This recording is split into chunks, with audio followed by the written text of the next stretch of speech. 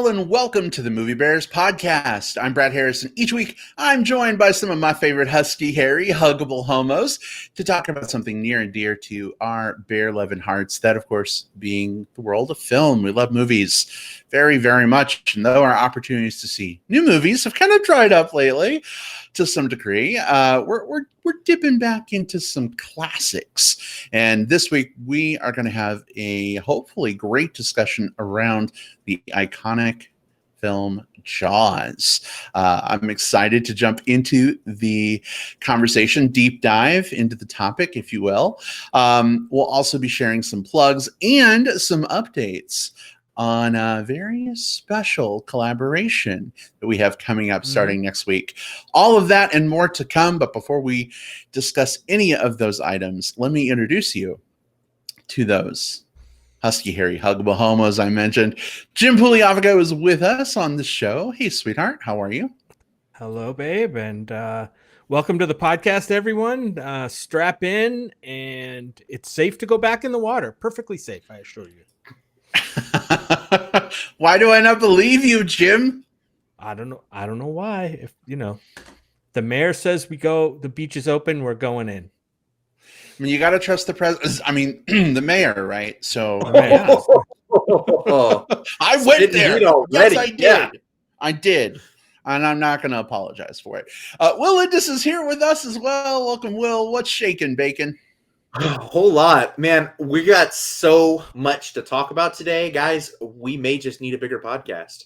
Oh, see what you did there. I like it. Yeah. I like it very much. Well, welcome. Glad to have you both here in the virtual studio, so to speak. Looks like we've already got some folks who are joining us for our live broadcast on Facebook and YouTube. Jordan Riley says, "Hey, Bears, watching this while heading to my new home in Georgia." Jordan has left the comfy confines of Denver and is headed out to his new home. Jordan, hope the trip and travels go well. Good luck on your new life Jordan. Adventure. Yeah. Just avoid dirty gas station bathrooms if you can on your trip. Unless. Yeah. And Colin Kresno is with us. Colin, we love Colin. We haven't seen this handsome gentleman in far too long, but Colin says my favorite movie. No pressure, guys, but yeah. No pressure. That's all right, Colin. Keep us on track, Colin. Well, Colin, Jordan, anybody else who's listening, feel free to let us know your thoughts on Jaws as we get into our movie discussion, whether it's your favorite moments from the film, maybe it's a favorite experience seeing the film when you were a kid or an adult. We don't always have time to read every comment. They can move pretty quick sometimes, but there's some stuff out there for us, and we may be able to read that on air. Jim, Will, I know we are pumped to get into our Jaws discussion, but we're also pumped to talk a little bit about something that's coming up next week. And William Lindis, handsome devil that you are, I can think of no one better to tell our audience about what we've got coming up with AGLIFF. Absolutely. This is really exciting. So AGLIFF is, first of all, AGLIFF is the All Genders, Lifestyles, and Identities Film Festival here in Austin, Texas. I've been working with the festival on the screening committee for the last few years, and we've had a chance to, during our South by Southwest visits, attend the AGLIFF Filmmakers Brunch and do some interviews for this very podcast. Well, this year, AGLIFF is going to be, instead of an in-person festival because of COVID, it's a virtual festival taking place over the course of 2 weekends from August 6th through the 9th. And then the following, I have to look at the dates, 13th through the 16th. So those Thursday through Sundays. And we're going to be involved in this because the Movie Bears podcast is going to be hosting the Movie Bears Mid-Morning Movie Babble, which is a daily segment where we're going to be sitting in with some of the different filmmakers, sort of taking a break as we sort of transition from the middle parts of the day into the films of the evening, and talking with just some of the filmmakers who have films showing at the festival about their experiences, both on set and in distribution. We're going to be talking to a ton of different filmmakers. If you are in Texas or have access to being in Texas, these films the festival is geolocked for Texas itself. That said, you can watch it if you are able to watch films in Texas. And then we're going to be, and we're not exactly sure exactly how it's going to be chopped up afterwards, but we're also going to have the content, all of these different interviews and films that you should be looking out for available as a release after the festival too. So even people that aren't attending the festival can check in with that. So if you're able to, all you have to do is check out aglyff.org. The badges are very inexpensive. You can either attend one weekend, the other weekend, or both. And you can do all of it from the comfort of your own home. So if you've ever wanted to do the film festival experience, but just never been able to really travel or, afford it or any of those types of things, this is the perfect time to I guess pop that cherry. Yeah. Or awesome. if you've ever wanted to attend a film festival in a jockstrap, you could do that too. Yes, I've never done that before. No, I've worn a jockstrap to a film festival before. Of course, it was under things, but yeah, I put that. Very true. Very true. On a podcast. Yeah. We're less than that on a podcast sometimes. That may have happened. Yeah. Funny story. Before the show started, I mentioned to Jim that our cats have started drinking from this little Zen fountain that I have on my desk now. Jim, if you look over my shoulder, one of the cats going for it. Yeah. Wow. Her own personal secluded watering hole. I love it so much. Yeah. All right. Well, definitely excited to, be involved with AGLIFF this year. We were really bummed when South by Southwest didn't happen. We weren't able to attend. We didn't get to do the brunch like we normally do. Love seeing Jem Renzel and, all of the folks involved with AGLIFF. Will, I know you put a lot of time, heart, and energy into helping that festival be the success that it is. And I know Jim and I are very, very excited to play a role in that as well. So we're going to see some films, long films, short films, everything in between. And the content that we have for you, our listeners, will be coming probably as bonus content. We'll probably still do a main review. We're working all that stuff out. But even if you haven't gotten a chance to see, films from the festival, like Will said, they may be picked up. They may become available later. Some may be available on your favorite VOD platform at some point. So it might be good to get a little bit of a preview, a little precursor on some of these things. I almost said something else that begins with pre, but that'd be a whole different thing. Whole different. Maybe some of the movies have that, but maybe not. I don't know. A guy can dream. A guy can dream. Yeah, well, we're super excited for that. I mean, like Brad said, we've had kind of a involvement with AGLIFF as much as we could, right? Going to a couple festivals a year in Austin, either Fantastic Fest and South by, we could just never make it there for AGLIFF. And but thankfully you live there and you could have, get involved to the level that you're in. And now, while we're sad to see that these festivals aren't in-person experiences for now, it kind of gives everybody an opportunity maybe to see what AGLIFF is all about. And I can't wait. I can't wait to see some of these films and talk to some of the filmmakers, which is what we're going to do. And they're all LGBTQ films, which is who we are, what we represent. So, and probably what a good portion of our audience is too. So all the stars align. Indeed. All right. Well, our main topic of the episode is at hand, Jaws. I'm anxious to talk about this film with you guys. Because it's a much beloved classic film, but also, man, rewatching this movie last night, there were some weird parallels to some things going on in the world today. Mm. So it'll be interesting to see how this discussion unfolds. But for those of you who have not seen Jaws, being that the film is 40 plus years old, I think, wow, most people have seen it. Although I did talk to someone today who admitted they've never seen Jaws before. And I was a little taken aback by that. But it is possible. So if you haven't seen Jaws and you're like, no, don't spoil me, I've been procrastinating for 40 years. Don't worry. We'll give you a spoiler warning before our discussion heads that way. But if you're interested in sort of our general thoughts, whether we think it's worth checking out today rather than 10 years from now, we'll serve you up some thoughts if those are helpful. Jim, Will, are we ready to dive in? I'm ready to talk about this movie. I don't know if I'm ready to dive in. Jim says the waters are safe, but I'm not so sure. The waters are fine. Let's tear it up. Let's restart the economy. I mean, let's get into our movie discussion. Here we go. Our discussion of Jaws.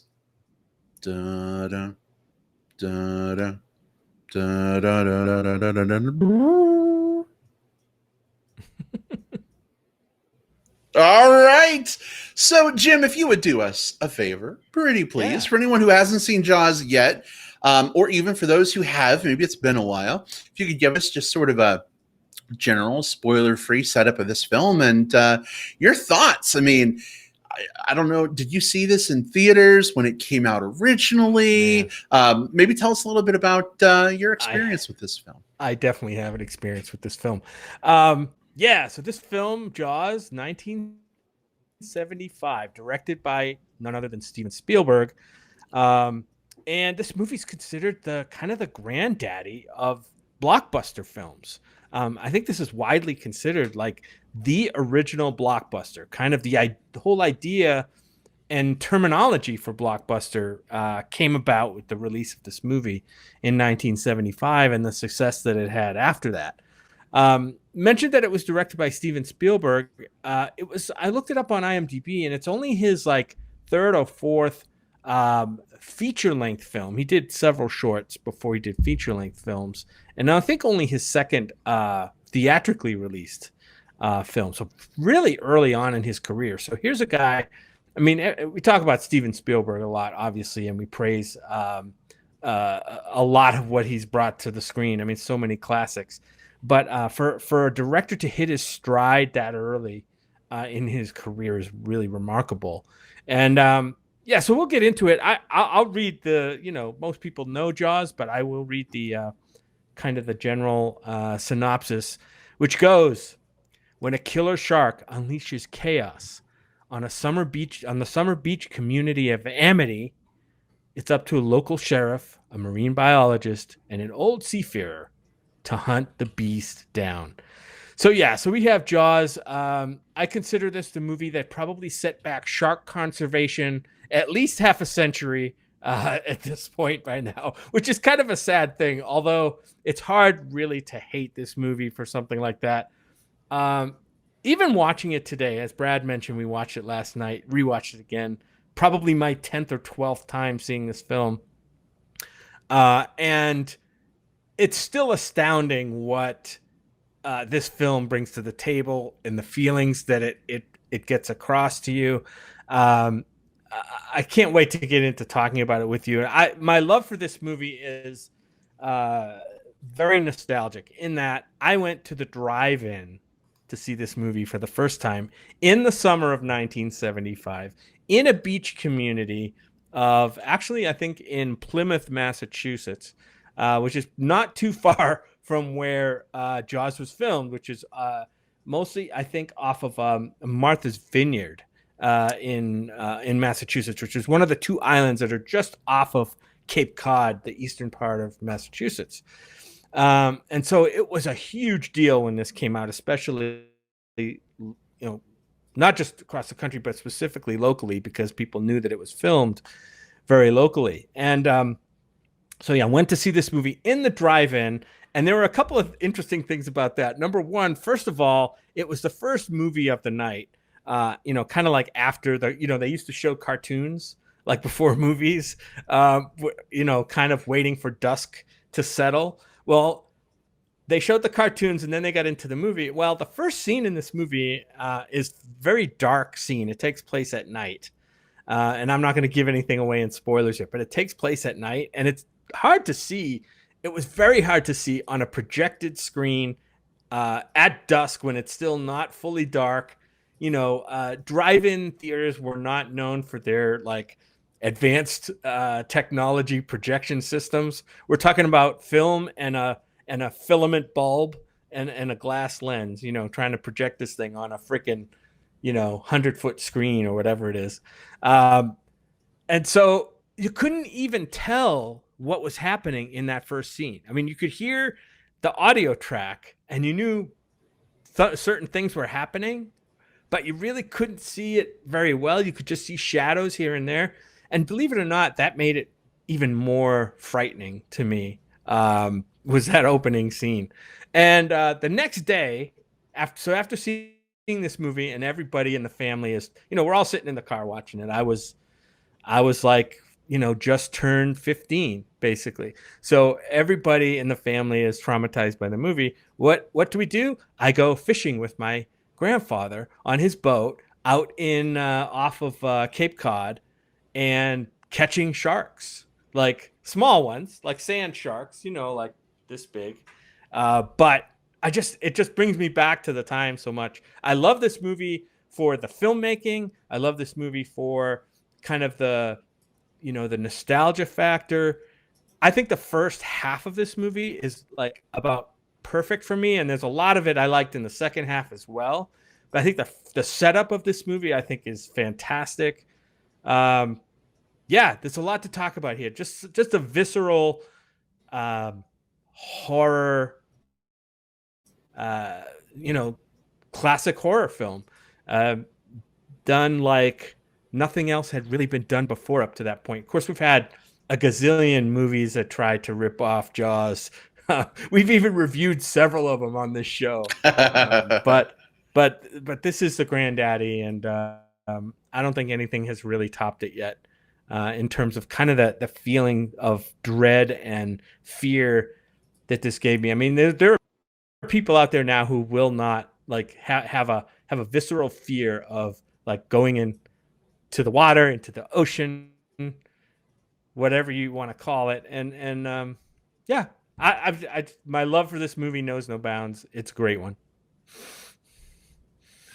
All right. Well, sounds like this movie is definitely a big fish in your pantheon of films, Jim. Big fish. Thanks so much for sharing your thoughts. And man, to see this movie when it originally came out at a drive-in, that gives me some big nostalgia, for the old drive-in days. It was a pop culture phenomenon. Yeah, pop culture phenomenon when it came out. Everybody was talking about it. I imagine so. Lots to talk about when this was brand new, and lots to talk about still at 40 few years old. Will, how about you? What was your experience seeing this movie the first time, and general impressions? How does it hold up? Yeah, so I wasn't around to see this in theaters. I was not even a twinkle in my mama's eye at that point. But so when I first saw this movie, I don't think this was actually the first Jaws movie that I watched. I remember when I was a kid, I think we've talked about this before, like my mom and I watched a lot of horror movies growing up. And because Jaws for the Revenge came out like in 85, that one would have been the most recent one on VHS about the time that I was of, movie watching age with her. We watched them young. And so I watched that one first. And I'll be honest, I loved that movie as a kid. I know Jaws 4 doesn't hold up as much now, but that's a different discussion. But I eventually doubled back around because I had a fascination with sharks as a kid, a fear of the ocean, but like a respect and a love of the ocean. Jaws and all of the movies around it were actually part of the reason why my first, when I grow up, I want to be, was a marine biologist. You know, I loved the idea of being under the water and just exploring these animals and just learning about all of these unlearnable or unlearned so far creatures. So I do have a huge affinity with the series and with shark movies in general. Even the bad ones are kind of good to me in some way. But Jaws, Jim, you said it exactly right. This is the granddaddy of them all. There are very few movies that I would consider perfect movies, and I think I could go out on a limb and say Jaws is pretty much a perfect movie. It's perfect in the things that it does well, and it's perfect in the things that it sort of got lucky on. There's a lot of stories about Spielberg originally wanting to show more of the shark, wanting to show more of it. And the very first one, what they dubbed it the Great White Turd because they put it in the water and it just sank. And because of that, he's like, okay, I guess we're going to have to do more of like a Hitchcock suspense thing where you don't see the shark as much. And that's part of the reason why this movie is so good. There are these moments of still and quiet, and not in the way that like some indie movies can be like ponderous or contemplative and just silent for like, you know, the moments of silence are used very judiciously here, but they always bring tension bubbling up to the surface. Whenever there's a moment of quiet, you don't know if it's just going to cut to another scene, if it's going to cut back into the boat to show people talking, or if something's about to come out of the water and get you. You don't know. And that anticipation is more terrifying and more, I don't know, it gets under your skin in a way that like the biggest jump scare or the creepiest special effects could never quite get across. But there's so many other things that work well with this. John Williams' score, that da da da da da da, it's just two notes, the E and the F played on a tuba, and it shouldn't work. And yet it's one of the most recognizable things in all of cinema. This movie has three of the best lead performances in a movie, and they happen to be the three characters that we spend most of our time with. There's not a weak link there. There's some amazing monologues, which I'm going to hold off on talking about until we get to the spoilers. There's an amazing, probably the best dolly shot in all of cinema happens in this movie. There's so many things in this movie where you could easily make a case for best monologue, check. Best dolly shot, check. Best use of tension, check. Best use of improvised script reading, check. Best use of score, check. Everything. There's a lot of arguments to put this movie on just about every best of list ever. I love this movie. I love all of the movies that it spawned, even if the movies that it spawned were not quite as good. I love Shark Week, which is coming up in 2 weeks, and I'm going to be glued to my TV watching on Discovery. I just love this movie so much. And Brad, when you had suggested this one as a kind of a, it's summer, this is a very summery movie, I was very, very, very, very enthused because I don't think we've talked about this movie outside of, I take that back, we've talked about this movie a lot, but in passing, because every time we've watched The Shallows or 47 Feet Below or Meters Below or whatever that fucking movie with the giant shark was that was out last year that I already forgot about. Oh, The Meg. The Meg. Yeah. The Meg. Yeah. Whenever we watch any of those, inevitably the conversation is, but how does it stack up to Jaws? So I'm glad that we're getting a chance to like roll up our sleeves and get into them Jaws. Well, I'm so glad to hear, Will, that this is such a beloved film for you, and you were both so enthusiastic about the idea. With new movie releases being few and far between right now, it's very hard for a movie podcast, right, to find new content to talk about in some ways. So, kind of casting our minds back to some of these classics, being July. I mean, when I think of July, like Jaws immediately comes to my mind. Of course, because the film is set around the 4th of July. And it's interesting. Some of our listeners have been commenting while we've been chatting with their own experience seeing this film. Jordan Riley says, imagine watching this movie in a lake. Like, what if you're floating in an inner tube on a lake watching this movie on a screen?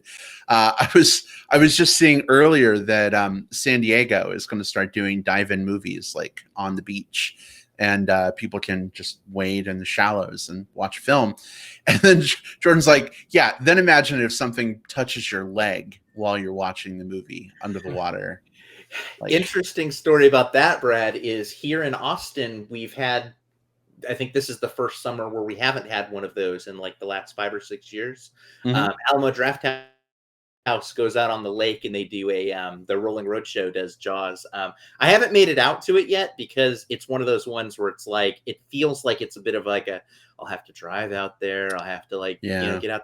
Like it's just been such a commitment. I haven't done it, but every time I see the photos of it, and they have like a whole beach party the day of, and like people running around in shark costumes, it seems like it would be a blast. Yeah. I think it'd be really fun, unless you're like me, who's already afraid of the water, probably in part because of this movie.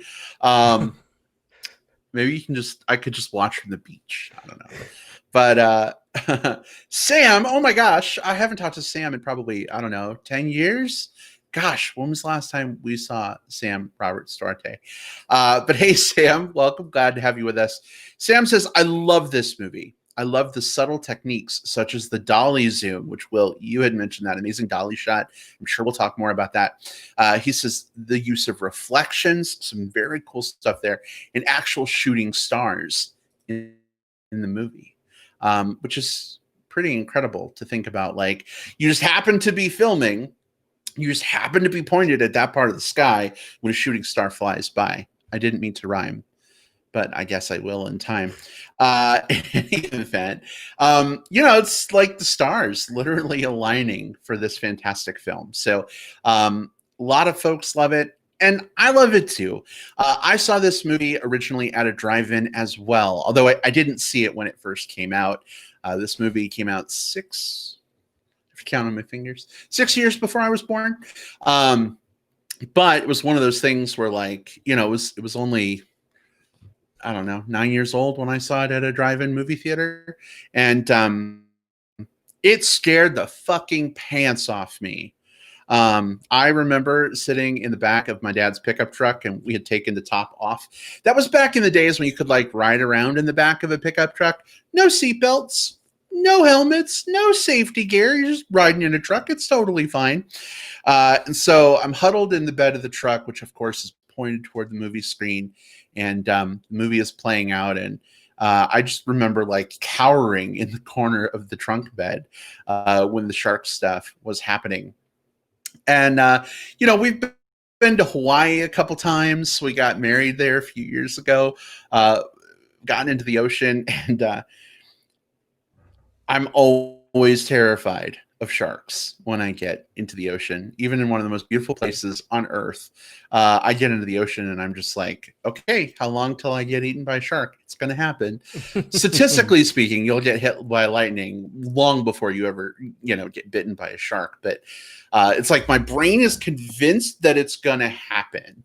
And seeing movies like The Meg and 47 Meters Down certainly, don't help. And they certainly get their genesis, I think, from films like Jaws.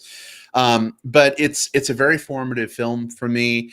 It's it's interesting because, we mentioned before this discussion began, there's some weird parallels with what's happening in the world right now. And I don't know if we want to get too deep into this because this is like happy fun, not talk about that stuff time.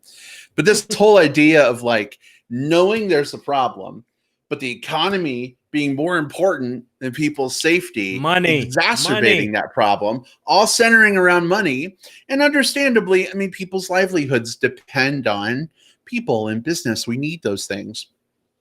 But as we're watching the movie last night, I'm just like, my God, like they could be talking about, the pandemic. So it's a little crazy. I felt a little uncomfortable there for a minute. But I also think it has some smart things to say about those kinds of situations. And I think we'll talk a little bit more about that when we get into spoilers. But Jaws is an amazing film.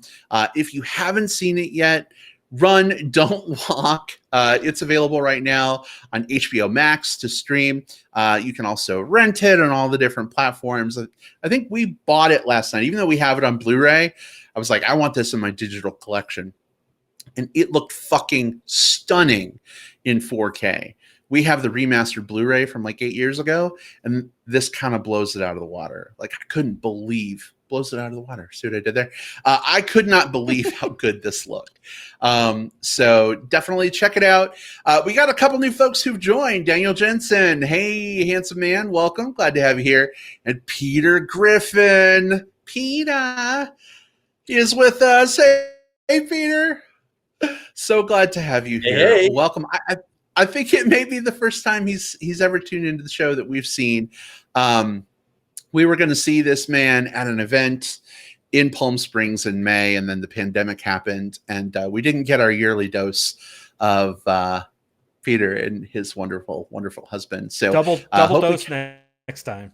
That's right. Hope to catch up with you fellas soon. He says, hey, boys, spelled with a Z. Of course it's spelled with a Z, and we love you for it. That's how you know he means business. That's right. That's right. Well, guys, what do you think? Is it time to go to spoilers? I mean, there's not necessarily a ton to talk about without getting into troublesome spoiler territory. Yeah, let's go deeper and talk spoilers. Let's get in the cage.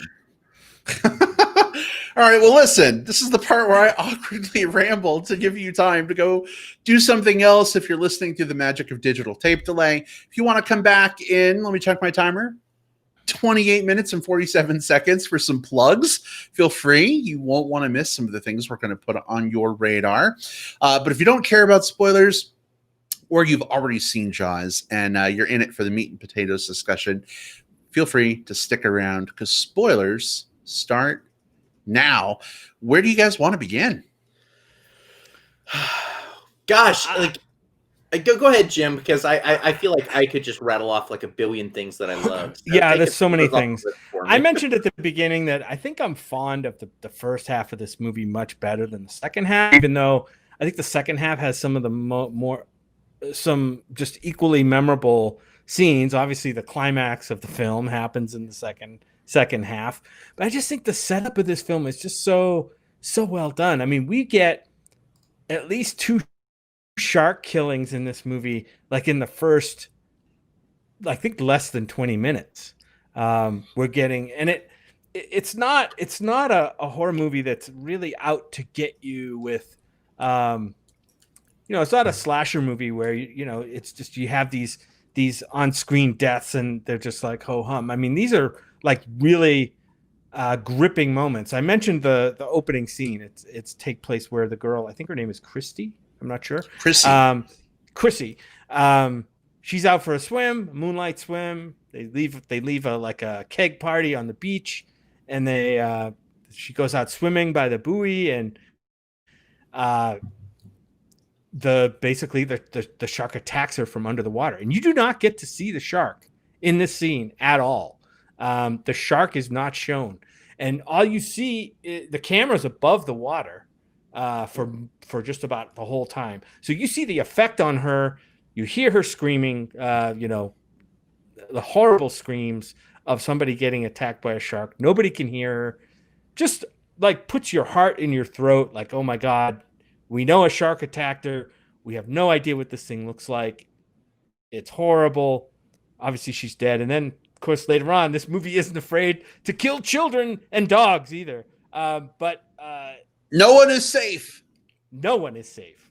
And so that sets up the movie. You have some scenes later on that are set up by those 2 scenes because you have kids in boats later on that are like maybe at risk. And you're like, oh my God, these kids are going to get it, right? And just the tension, and we'll come around to it again, but there's a scene on the beach which I think is masterful. This is after the first attack, I think, and we're at the beach. It's broad daylight, hundreds of people in the water. And the music goes silent. There's no dialogue. All you hear is just the sounds of the water and people floating in the water, on top of the water. And you're like, oh my God, is that person going to get killed? There's no score. There's no da-na, da-na. That stuff doesn't happen. It's just people floating, and the tension there is incredible. Just a lot of great stuff in that first half of the movie. You learn a lot about the characters, or at least enough about the characters that you know what you need to know. It's not an in-depth character piece, but I like I said, and then the second half of the movie is just basically a bottle episode of three guys on a boat catching a shark. A lot of cool shit happens there, and a lot of that is memorable. But I think the first half of the movie for me stands out above the second half. I come down a little bit. I struggle to find a half that I like more than the other, because I think both, like, you can easily make the best scene of this movie is blank, and that's in the front and the back half, because everything's very well metered out. There are deaths that happen pretty evenly spaced throughout the movie. There are really cool, like, conversations, like in-depth conversations, which happen pretty well spaced throughout the movie. I think two of my favorite scenes in the movie, one's in the first half, and it's and we mentioned it before. So a Dolly Zoom is a shot in cinema where basically, and you've probably seen this in enough movies before, but it's where the camera is put on like a track of some type, usually like a little dolly or some sort of little track or whatever. And it moves in, and then there's a zooming thing that changes the frame from or behind. So there's the shot. Yeah, it changes the perspective. So what it lets you do is it lets the subject stay in frame, but the area around him move further back or further forward. There's a shot, and this is right around the time that Alex Kintner is poor Alex. Yeah, poor Alex. So this is, they've said, you know, like, look, there's nothing in the water. Everyone can go swim. It's totally fine. And Brody is not quite sure yet. You know, he thinks maybe, yeah, but at the same time, you know, maybe it was a boat propeller. Okay. So he's on edge, but he's willing to kind of go with it. And everyone's out in the water, and suddenly, boom, blood. The kid just starts going down, and panic everywhere. And there's this shot right before that where Brody realizes what's happening, and it zooms in, and the background pans around him. I would argue that is one of the most masterful shots in film, period. That shot right there, when I think of like, if I were to say to someone like, oh, I want to show you what a dolly shot is, I would show them that scene. I would show them that shot and say, this is the best application of it. Yeah. And it's a wonderfully executed dolly zoom shot, right? Because the dolly's going in while the zoom is coming out, right? So that's how they get that effect. But that aside, it perfectly encapsulates kind of that feeling of like blood draining from your head, like that that goosebumpy, like, oh my God, things have gone to shit, my worst, all in just a couple of seconds. And you know that's what he's going through, right? Because you know what he knows, and his worst thoughts are coming true, and it's pretty chilling, that scene.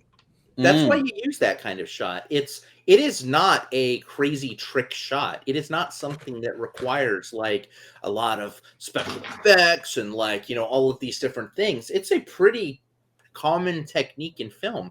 It was just so effectively used here because it matches the mood of what's happening. He's zooming in, he's realizing what's happening. The blood is rushing out of his face as just all of his fears are realized. That tension, that feeling of like, oh my God, is this actually happening? Holy shit, this is happening. That rumbles and boils and gurgles in your gut. All of that hits at the exact same time to him. And that one camera zoom shows you that. So it's marrying technique with like the on-screen motivation. Like, what are we supposed to feel? And it's done perfectly. Hey guys. Hey, yeah. What does the dolly operator say if he has to sneak by somebody while filming? Hello, Dolly. No. I mean, that was where I was going to go. But not right. Yeah. Not right? I don't know. That's not right? Dolly, pardon me. Ha! Ah! That's probably what they all say. That's probably what all those dolly operators say. Well, they will now because Dolly, pardon me. I don't know if Hamstrat is on with us this week, but he'll appreciate that if he listens to this episode. He loves puns as much as I do. Yeah, that's such a crazy, iconic shot. And I'm not a film student, but I have several friends who, went to film school. They know a lot about film. Peter Levins, I see you groaning in the chat. And they have all mentioned that, kind of like what you were saying, Will, when they're learning about these techniques, that shot is shown like in all those different classes. So it's pretty amazing. And that's only one of like many very, very cool visual things that they do in this film. One of the things that I really liked about Jaws, and granted, part of this is because technology has changed a lot in the last 40 years. Like now everything can be CGI'd, but Jaws really relied on practical effects. And they did some fucking amazing things with fake sharks in that film. Jordan Riley asked in the chat up thread, what was your favorite death scene in the movie? And for me, the one that stands out, and it's because of the practical effects, is where the shark jumps up and puts his like head and mouth like on the boat, and the boat is tipping. And poor Quint, who Will is wearing a bandana in honor of, R.I.P. Quint, a moment of silence. Quint cosplay. Slides down the deck of the boat into the shark's mouth, and the shark is like chomping on him and then like pulling him off the boat. And man, that is such a visceral scene, and to see the blood like squirting through the shark's teeth and Quint like screaming, really great acting to go with it. That's my favorite death scene. It's really powerful, and it's what I think about every time I step into the ocean. So there you go. That's mine. How about for you guys? Favorite death scene? Oh, my God. I would say, God, there's at least three that I think, three of them are fantastic. The Quint death scene, I think is great because it's shock. But I think the scene of poor Alex getting it on the beach was so well set up. It's broad daylight. They didn't rely on any like darkness to like heighten the mood. Like how many, death scenes do you see like in broad daylight that scare the crap out of you? Right. And then before you know it, this like 10-year-old kid is like gone. Like he's nowhere. And his mother there calling for him on the beach. That's a pretty great death scene, I thought. Those two, I think. But then again, I mentioned the one at the beginning with Chrissy. That's also great because that's kind of in contrast to what happened with Alex, right? That's in the nighttime. You don't, in neither of those death scenes, Chrissy or Alex, you get to see the shark attacking. You just see the effect of it. But so many good death scenes. But those three stand out to me. I know it's not fair picking three when you ask me for one, but I'm going to say Alex then. I'll just say Alex.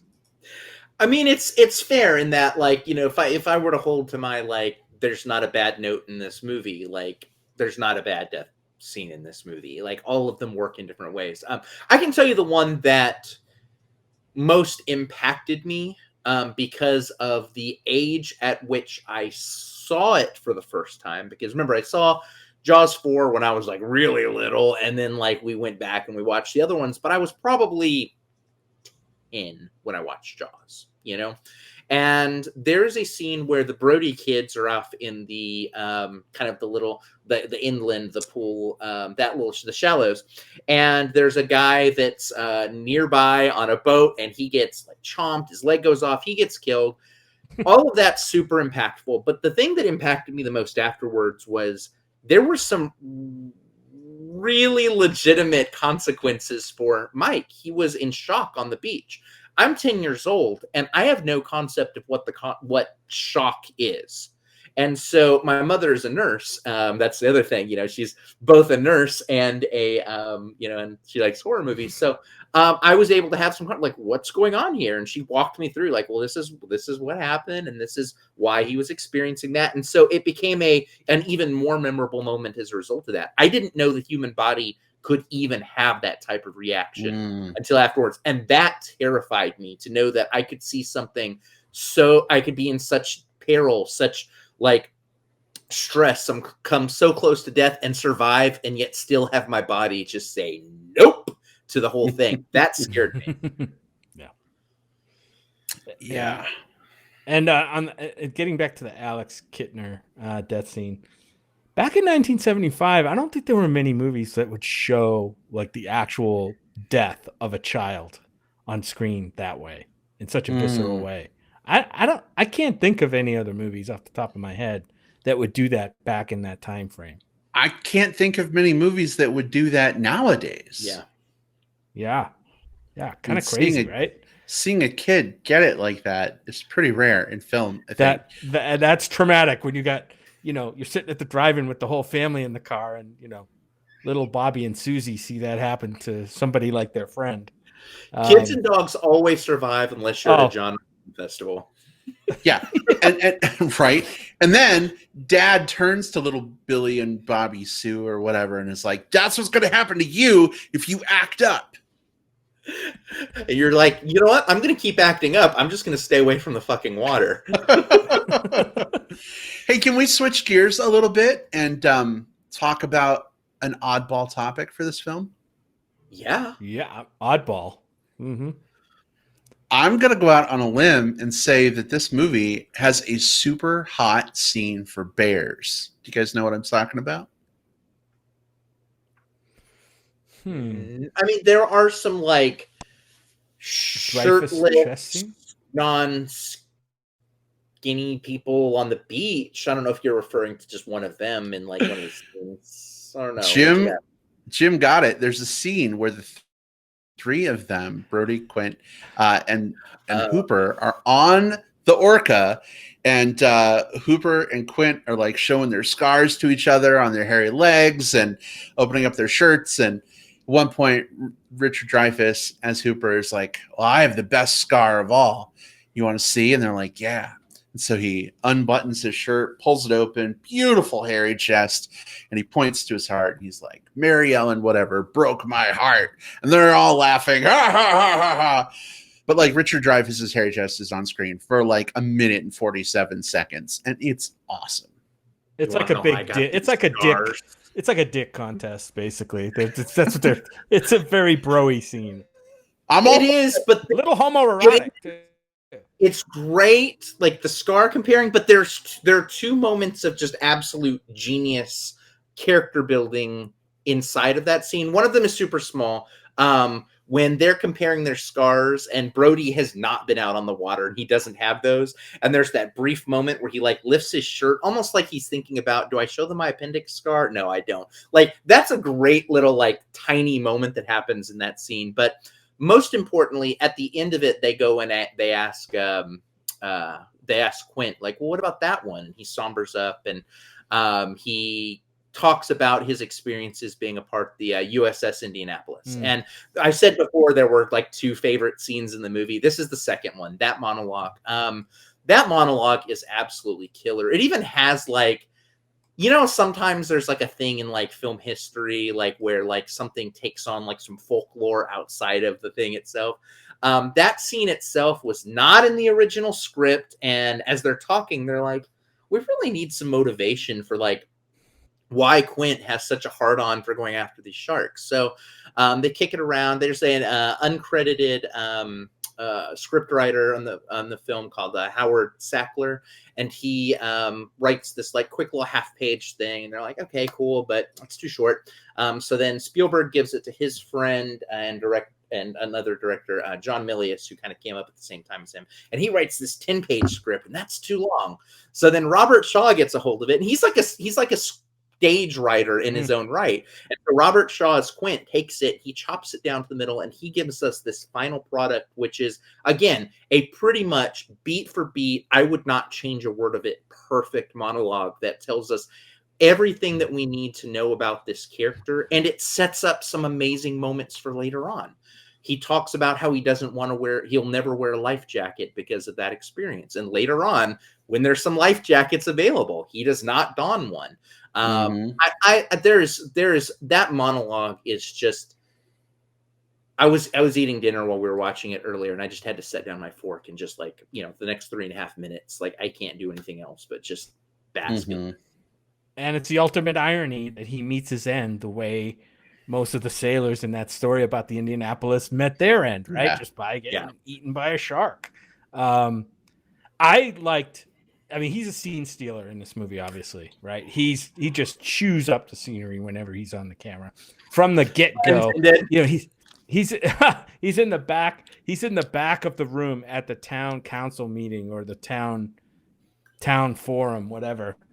And they're all trying to figure out, what do we do about the shark? Are we going to close the beaches? Blah, blah, blah, blah. And all he does, he runs his hand down the board on a picture of the shark he drew. I'll catch the man-eater for you. But it's like everyone in the room is like parts away for to let him do his thing. And it's a very impressive opening that he gets. Character introduction. What are y'all laughing about? I almost choked on my Gatorade because as you're doing your impression of him, I'm casting my mind back to our cabin trip with Sammy W. from Denver, just after we all saw The Lighthouse, and you and Sammy are doing your impressions of William Dafoe and his character in that film. I totally want to see a mashup of Quint and William Dafoe's character, like talking back and forth. That would be awesome. That would be awesome. Farewell and adieu to you, Spanish ladies. Why you spilling your beans, Quint? Why you spill your beans? What I was laughing at is, and this was something I didn't really think about until this latest screening of it. And it's not it's not a knock against the movie. I think it's a good visual, but right before he does the nails down the chalkboard, I'm going to get everyone's attention. There's just a sort of a super simplistic looking shark drawn on the chalkboard, and all I could think about was like, that is such a funny thing to have on the chalkboard. It's not like, oh, here's a bunch of different things that we should be like, oh, here's some different spots where it could be, here's some different town item agendas. It's just someone said okay, we're gonna have a meeting about the shark, so let's draw a shark on the board. Timmy, you've been doing a little bit of that. Any ideas? Little cartoony shark, and okay, that's what this meeting's about. I love that so much. I didn't really notice that because you always think about his hands going down the nail, but it's really just a little corner of the board just has a little shitty shark drawn on it. Yep. It's interesting. You think about just little details like that. I mean, this movie is full of them. And one of the things that I really love about this film, I don't know if you guys know this, but and by you guys, I don't mean just you, Jim, and you, Will, but everybody out there. Jaws is actually based on a novel of the same name by Peter Benchley. Yeah. And I read that book probably when I was in, I don't know, 4th or 5th grade. And it had been a long time since I had seen the movie. So I read the book and I loved the book. And I'm like, Mom, Dad, we got to see Jaws again because I just read the book. I want to see how it compares. Yes, I was that 4th grader who read it at a high school reading level and was obnoxious about it. I have regrets. But anyway, so my dad tracked down a VHS copy of Jaws from Blockbuster, and we watched the movie. And Spielberg put so many of those little touches from the novel into the film. I mean, even the colors of certain people's swimsuits to, the way that the water looked. I mean, this was just such a love letter to the original novel, as a movie like this should be. But it also gave us some really cool things that I think, you know, your imagination just can't do as well as maybe a movie could when you see it visually happening right in front of you. And one of the examples of that for me is the cage scene in the book. It's like, oh, Hooper's in a cage. Like, okay, now he's out of the cage, whatever. You know, but like in the movie, it's like that fucking shark is like nosing its way into the cage. Like he's up in the corner of the cage. Even watching it last night, I'm on the edge of my seat, just like, holy shit, like he's going to get eaten, even though I know he doesn't get eaten. That scene is just so kinetic and so fantastically powerful. We've watched movies like 47 Meters Down, which also involved two girls in a cage and sharks. Doesn't even come close. Just doesn't. Nothing. You just know that when that shark cage comes out, people are definitely fucked. Like when that shark cage comes out, you know that it's not going to protect anybody from anything. Like it's going to be the one thing that you think is safe but fails. So many films have gone to that trope. It's hilarious. This movie is just absolutely chock full of those little details, Brad, and a lot of them come from Spielberg being a relatively inexperienced filmmaker at this. Afterwards, I mean, this thing, they shot it for $9 million. It made like $470 million. Like that was probably over budget by $5 million, though. it was double its budget. So you're exactly right. It was a $9 million film that was double its budget, but it made 470 back or something like that. And it basically let Spielberg become like I can write my own docket from here on out. But he wasn't there yet at the point of this film. So what I appreciated most, and I think this is what speaks to like Spieley's genius, is he rolled with all of those punches. We've mentioned a few of them. That cage scene, originally the Richard Dreyfuss Hopper character was supposed to die in that. And what ended up happening was they shot some real sharks out in the water because, you know, you need like some B footage of sharks. You know, that's just what you do. Mm-hmm. And one of them got stuck on top of the cage and started flopping and thrashing around. And at this point, the cage was empty. And they're just like, well, that was really cool. But how is the cage empty if Dreyfuss's character is supposed to die? Well, so they rewrote the script so they could use that scene. And that's the reason Hopper survived. And it's stronger for it. That scene is amazing. You mentioned it was kinetic. And the fact that he then comes back up later and has that moment where they're laughing in glee that they survived. And then they stop and go, well, what about Quint? No. Nah, he didn't make it. All right, let's go. Let's go have lunch. All of that happened from that happy accident. You also get that's some bad hat Harry from this, which, you know, it was that I forget, like the production company that uses that. You know, that's some bad hat Harry. It never. Whenever I watch this movie, I always am going like, oh yeah, someone watched this movie and made their production company after this one kind of weird throwaway line. So two things here. One, Randy Bilbro is here with us on the show. Randy, haven't seen you and John in a really long time. Hope you guys are doing well. We love and miss you here in Tucson. Howdy. Two, I did some math, and by me saying I did math, I mean I went to a website that does math for me. An inflation calculator for US dollars. So $470 million in 1975 equates in 2020 to $2.3 billion. Yep, pretty heavy film. $2.3 super well-deserved $1 billion. Right. Right. Yeah.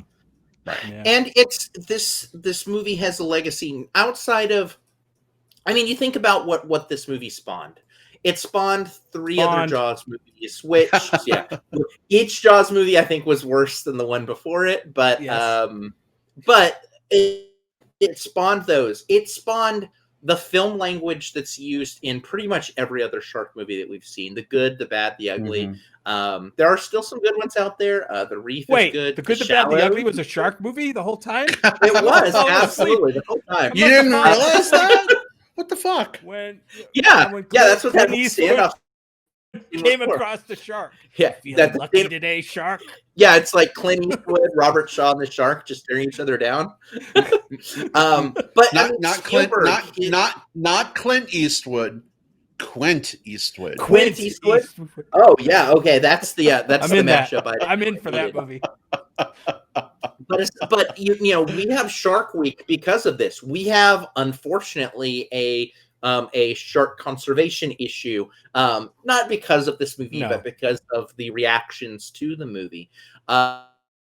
We have Spielberg. This catapulted him into making.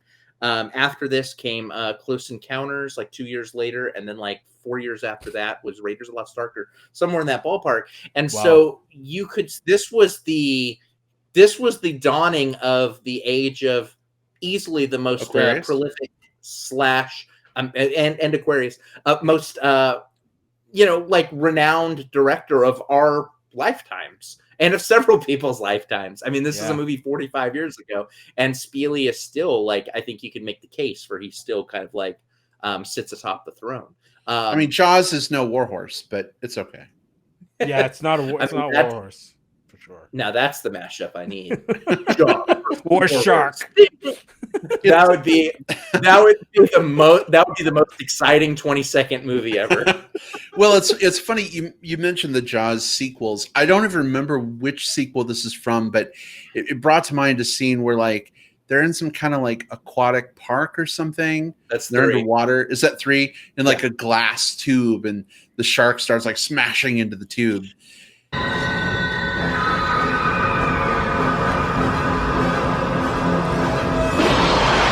And oh my God, like that scene scared the crap out of me too. And that just made me realize there's like almost a shot for shot thing in the Meg where that happens. Wow, it's crazy how I like locked that away in my memory, probably because it was so traumatic. Jaws 2 is still good. Like it follows this. I mean, all of these follow the same family. Jaws 2 I know is on HBO Max. I don't remember if the others were. Jaws 3 then goes into the theme park, and then Jaws 4, Jaws the Revenge, follows Ellen Brody later on, sort of like feeling. And Jaws 2 is good. Jaws 3 is one of those, like, it's bad, but it's like so bad it's good type. Like it's still entertaining as fuck, even though it was like it was technically Jaws 3D. So like some of the weird elements came from them, like the arm is coming towards your face. Whoa! Jerry O'Connell's dick is coming out at you. Oh no, wait, that was Piranha 3D. That was Piranha 3D. And then Jaws 4 had Mario Van Peebles and Michael Caine in, I mean, probably not the best Michael Caine role that he's ever done. So here's the indisputable like rule of shark movies. The more they have shark do unshark like things, the worse the movie is.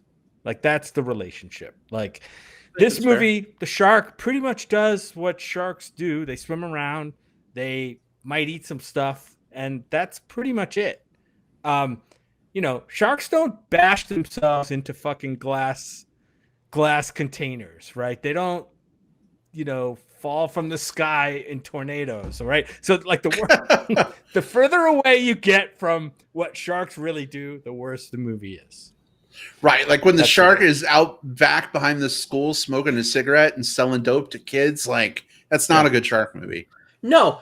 What's terrible about that is it's such a bad influence on those third graders. Like seriously, shark, get your shit together. Learn, dare to not do drugs. No, to your point, like this is even the Bruce, the unofficial mechanical name of the shark in this one. He's a heightened version of a great white. Like bigger and more like malicious, and like he actively follows them at certain points. But even though like they've done this heightened version of the shark, it all still feels plausible. It all still feels like could you imagine like a real shark doing this, like at least in a movie verse? Yeah, sure, no problem. You're absolutely right though. But like once sharks start like lassoing tornadoes and flying at chainsaw guys, then they become a very different movie. And I'm not slandering for Peter. I'm not slandering Sharknado. I'm just saying that Sharknado and Jaws are two very different movies. Yeah, Peter Levins, husband of our very own Magic Mike Levins from Real Gay Movie Show, said, Jim talking slander on Sharknado right now. So unwarranted. Right. I mean, sorry I have for not lovers seen of Sharknado. It's I have not seen a full Sharknado movie. Ian, I've seen Ian Ziering movies are some like my clips. favorite. So yeah. Ian Ziering, whatever his name. No, Ian Ziering's great. He's easily in my top 6 90210 cast members. Listen, here's a question. Here's a question. Devil's advocate. If they had just gotten people out of the water and closed the beach for a few days, would the shark, like normal sharks, have moved on? Probably. So within the logic of this film, yes, because this, as much as anything else, there's like a lowercase m moral to this story, right? Like, you know, this is not a moralistic story, but at the same time, we're meant to believe that had only people listened to Brody, had only Brody trusted his instinct, had only Brody listened to Hopper, not been influenced by the mayor. Yeah, had only he done this, it would have prevented those deaths. Like, we're wait. Are you saying that if people listen to scientists rather than politicians, mass death and craziness could totally be avoided? Is that right? Have you noticed that in every single one of these movies, there's always this one scientist who is like, I've been tracking the signal, and the signal's getting closer, and the aliens they're going to attack us, and nobody listens, and then the aliens do attack us, or the sharks do attack us, or the lava does eat everyone except for the floor is lava. You know, yeah, the floor is lava. Whatever it happens to be, there's always that one scientist. Basically, Roland Emmerich has made a career out of nobody listening to scientists and then shit going wrong. Scientists are fucking boring. And if there weren't politicians and businessmen going against scientists, we wouldn't have blockbuster movies, as Jaws proves, right? We only have blockbusters because of that kind of power struggle. If there hadn't have been a book called Jaws written by Peter Benchley, an artist, we never would have had the blockbuster movie. And artists are smart people who listen to scientists. So science, bitch! Yeah, but if we didn't have capitalism turning a book into a movie, I don't know. This snake continues to eat its tail until there's nothing left. But at the same time, I would just like to say, apropos of nothing else, let's just say I think it's a good idea to trust science. Yes. However you want to apply that to your real life, your real world, whatever's going on in your day-to-day, or whenever you turn on the news, if you see a scientist talking about something, give it a second listen. I could get behind that. All right. Well, it has been so much fun talking about Jaws. Such a great film. So many iconic moments. And it was awesome having folks with us in the live chat, sharing some of their thoughts and experiences. We didn't get to read them all, but thank you for sharing those. Jim, Will, as we look to wrap this show up here in just a moment, any final thoughts on Jaws from you? I think that the final thought I've got has less to do with the film itself and more with, we've all mentioned it slightly, but I think that there was the one negative that you can take to this film is that there was a sort of a pushback against, like, well, sharks are actually going to eat us because we watched this Jaws movie. And we've seen that have a pretty negative effect. I mean, there's the commercial fishing industry also is a big part of that, but the shark populations have been unfairly diminished. And so I think that when you watch this, it's okay to be scared. It's okay to look to the water suspiciously, because that's what movies are supposed to do. They're supposed to make us feel things, but also be cognizant of the way that you then turn those into actions against the world and the environment. It's okay to be scared, but don't weaponize that fear against the sharks that are a part of our ecosystem. You know, I just learned this, Will, because we have the internet and I can multitask. Great white sharks are not endangered yet, but they are considered vulnerable, which means they're one step away from being endangered. And I guess thousands of these things are caught up in fishing nets and die every year, which is, kind of crazy. People go out and hunt them on purpose.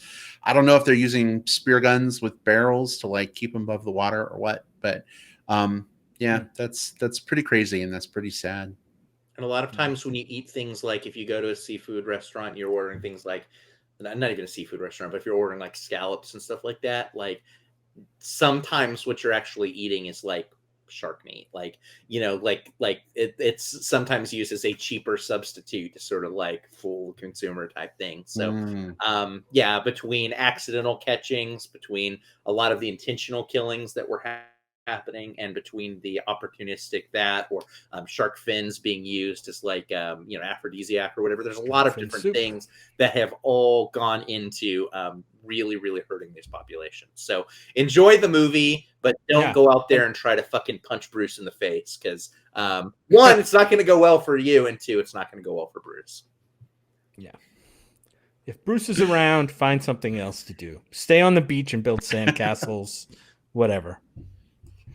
I just made a connection and my mind is blown. Finding Nemo, the great white shark, is Bruce. That must be why. Intentionally named. Oh, wow. Yep. How about that? Okay.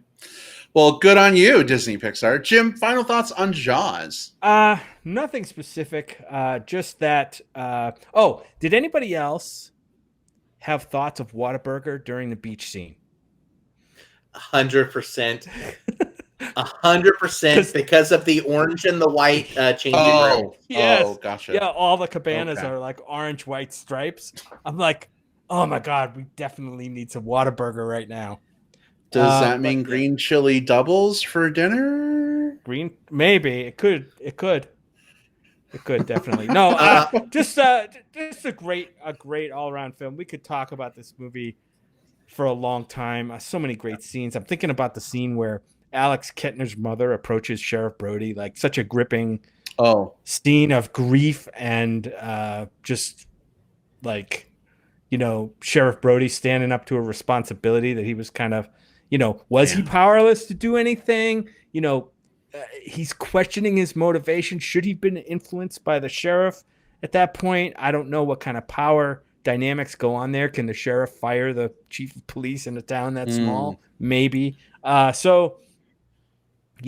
just so much going on in this film, and so great. Final thought for me is a scene that we didn't talk about, but I feel like it's important, especially with, I mentioned earlier, like eerie parallels to today. There's a scene in the film where after all the fishermen decide to go out and try and catch the shark, a shark is caught. It's a tiger shark. They bring it back in. They think it's the shark that's been terrorizing everybody. Police Chief Brody is like, oh, you got it. Woo! The mayor's like, yeah, it's safe now. The shark's been caught. And Hooper's like, yeah, that's not the shark. But like nobody wants to listen to that. Everybody wants to believe, because they're scared, that the danger is over, that it's safe now. And I just had the eeriest freaking parallel last night to these people who are like, no, there is a drug that totally cures COVID. No, we don't have to wear masks anymore. It's not a concern. It's a hoax, whatever. I think people just want to believe. They want to hope. And I think this movie very powerfully speaks to the danger of that kind of thinking, right? Because if they just stayed in the water thinking they had the shark caught, like lots more fucking deaths probably would have happened. So there's the whole concept of both test and verify. I think we don't always wait to do the verify step. We say, well, this thing is good. Let's get back out there.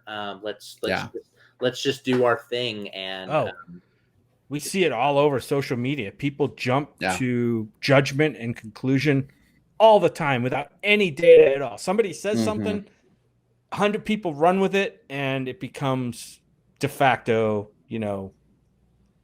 cast in concrete fact. Right.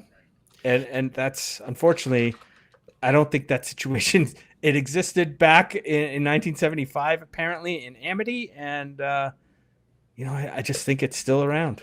And Brody does something in here that's super effective as far as that's concerned, in that I think that realistically, there's so much information coming at us if we're applying this to the real world and social media. Every single one of us is going to be 100% wrong about something. That's just the way things are. We can do our due diligence, and we should do our due diligence. We should fact check before we share.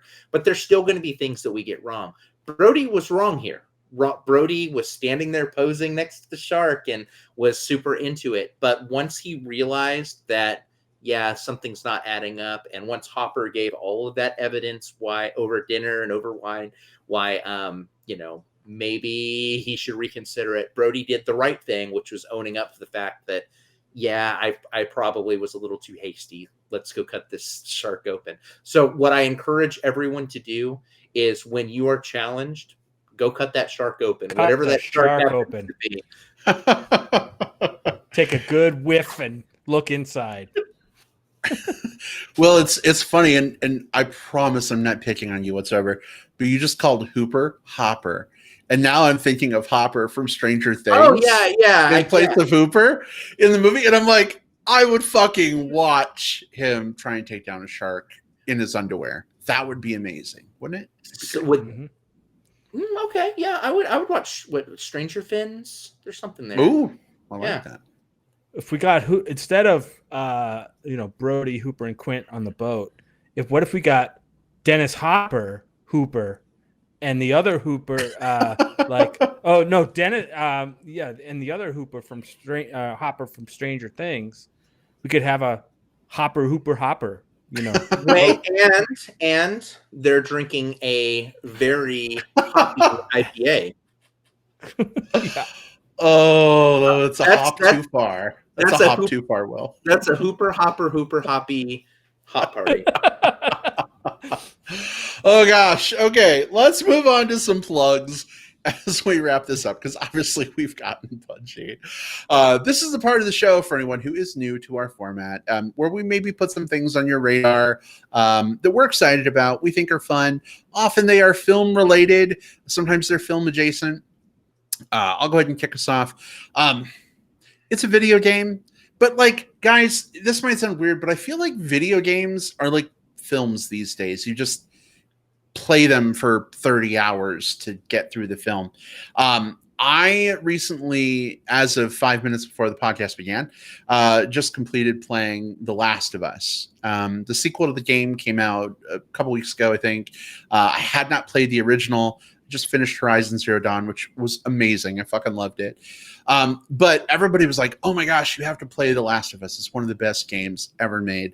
And it's a zombie movie. I mean, there are people infected with a virus. Speaking of weird real world connections, running around in this post-apocalyptic world where zombies have taken over because of a virus that spread. I'm looking at all these newspapers. I'm looking at all, these things that have happened, and it's just like, oh man, this is making me depressed. But I'm not typically one for zombie movies. I'm not typically one for zombie shows, but this game was fantastic. And it's all because of the story and the voice acting and the incredible visual work. For a game that came out in 2014, it still holds up. It looks great. Man, I don't know that I think it's the best game of all time.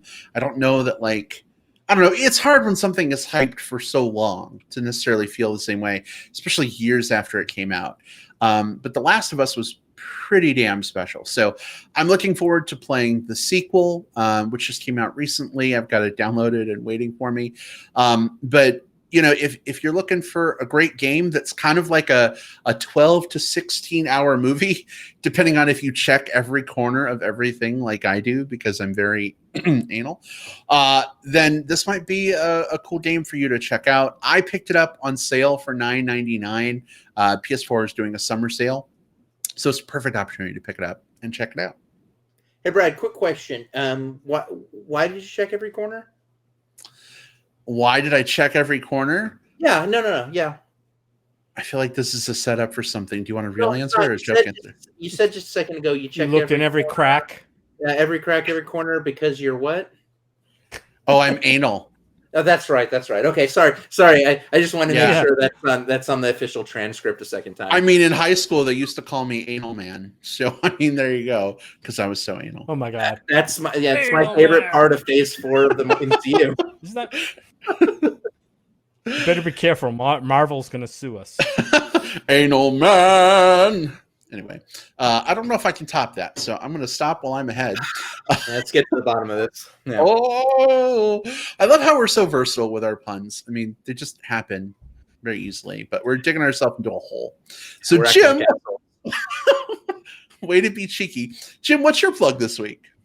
I'm going to bring it back around to the legitimate topic that we started off with, and that is shark movies. So I mentioned at the top of the show that, and Will also mentioned it too, that this movie has definitely influenced the public perception of sharks, putting that fear in a lot of cases, really an unfounded fear of sharks. So there are several shark documentaries out there that will maybe educate people a little bit more and are pretty entertaining. Two of them that I was turned on to by a friend are Shark Water and Shark Water Extinction. They're two documentaries. One was from 2008 and one was like 2014, I think, by Rob Stewart. He's a conservationist and filmmaker who made these movies, and his kind of love of sharks and wanting to educate the public come through in these movies. Unfortunately, he was killed in a diving accident during the filming of the second movie. And that is too bad. But I went back and I watched these documentaries. Shark Water Extinction, you can find on Amazon Prime right now for rent or subscription if you have Amazon Prime. Definitely worth watching. It really does go to try to educate people on, number one, what sharks are really like in the water, in their environment. By the way, they're like 450 million years old. The sharks have been on Earth longer than trees have been on Earth. Think about that for a second. And they've like survived 4 mass extinctions on Earth through history. So they're an amazing animal. I'm not saying they're cuddly. I'm just saying they are an amazing animal to behold. They're part of our Earth. They should not be necessarily just assumed that they're man-eaters. This movie is great. Both of these are great. Shark Water Extinction you can find on Amazon Prime. Shark Water, the first one, is harder to find. I actually had to buy a Blu-ray copy from Amazon, and I did that, and it's great. But yeah, seek them out if you can. Shark Water and Shark Water Extinction. All right. It's all shark all the time on the Movie Bears podcast. Sharks, baby. All right. Well, thanks so much, sweetheart. Will, how about you? What have you got for plugs this week? I've been tracking down a lot of different 2020 releases. This last week, I was really on a horror kick. Beach House was okay. VFW was okay.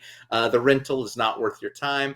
But the thing that actually stood out way above all of those was actually the only like real non-horror movie that I watched this last week. The movie is called The Assistant, and it came out actually earlier in the year. I want to say like May. It's on VOD. You can rent it on iTunes, Amazon, any of those different places. This is directed by Kitty Green. She did a couple of documentaries before this. Ukraine is Not a Brothel and Casting John Bonet. Both are excellent, but this is her first like feature film.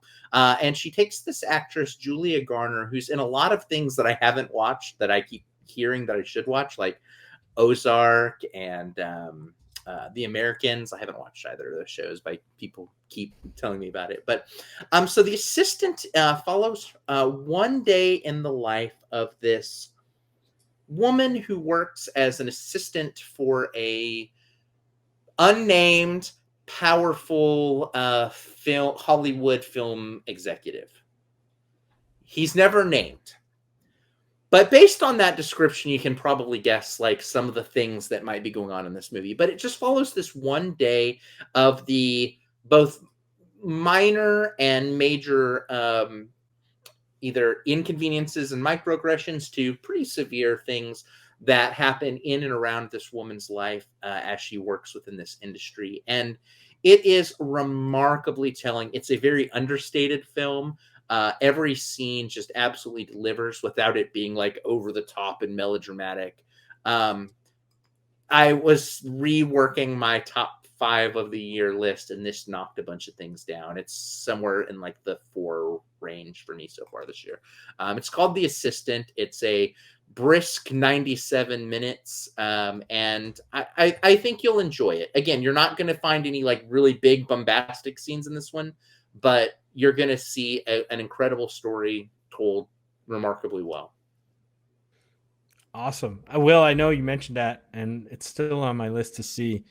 I almost thought you were going to plug another one. Which one did you documentary? Think a documentary on HBO. I'll just say that. Welcome to Chechnya?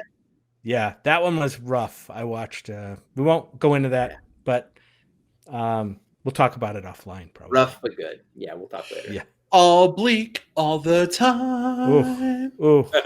Yeah. Well, guys, hard to believe that an hour and a half has passed already, and yet it pretty much has.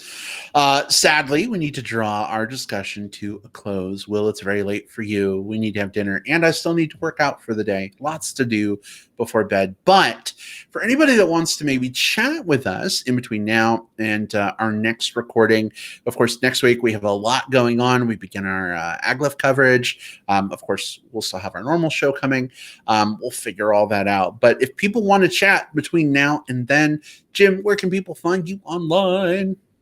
Find me on my Twitter account. That's where I like to go find movie news and tidbits and maybe even talk about movies with anybody who wants to talk about movies. My handle there is at JJP Out West. Those are my initials, JJP, with Out West tacked on to the end. Find me also on Facebook on my regular account under my regular name, Jim Pugliafico. And if you need help spelling it, because I have an Italian husband, people struggle sometimes. I know. It's right on your screen underneath Jim's beautiful face, how to spell it. Yes. If you're watching the video. Jim Pugliafico, which I think means like fig farmer in Italian or something like that. I don't know. Well, I'm going to start calling you that. Yeah. Hey, Jim, fig farmer. Fig farmer. You nasty fig. Get the fig out of here. All right. Excellent. Will, how about you? Where can people exchange thoughts and commune with you? I like that long pause after enter me because that's a very, very different plug. Literally. No. Okay. So if you want to talk about films and / or just the general things that I geek out about on Twitter, I'm at Whatever Cove. If you look beneath my chin on YouTube right now, you can see that handle.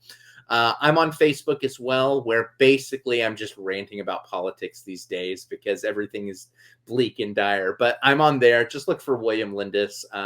Add me, and you can hear my thoughts there. I'm also on Letterboxd. I rank and review every film that I watch, which, believe it or not, on a film review podcast ends up being quite a few of them. So just look for William Lindis on Letterboxd. Follow me. I'll follow you back. I will follow you. Wait, I already wherever you go, as long as it's on Letterboxd. Be sure to enter your thoughts. Anyway, okay. It is clearly time to wrap up the show. But Will, I'm glad you approve. You can find me on Facebook. Just search for Brad Harris. I'm the one that likely has Chub Chaser Bear Friends in common with you. You can find me on Twitter at iBradPro. You can also find me on Instagram at MSU Big Guy. Happy to talk movies, happy to talk TV, happy to talk whatever. Just please send a message first if you're coming from Facebook. The bots are getting smarter and smarter these days. I may give you a CAPTCHA test to make sure you're a real person. CAPTCHA. capture this. But would love to chat with you, so feel free to reach out. Folks, thank you to everybody who's been with us in the live chat. We had a lively conversation happening. We didn't get to read everybody's comments, but it was so great interacting with you. And if you're listening through the magic of digital tape delay, through Apple Podcasts, Spotify, Stitcher Radio, wherever it is you access our show, we'd love to hear your thoughts, even though relative to when you're listening, we're done recording the show. It might be a week from now. It might be a year from now. It might be 20 years from now. Who knows? But seek us out. Let us know what you thought about Jaws, and we'd be happy to chat. Big hugs, everybody. Stay safe, and we will see you all next time. Goodbye, everybody. Bye. Bye.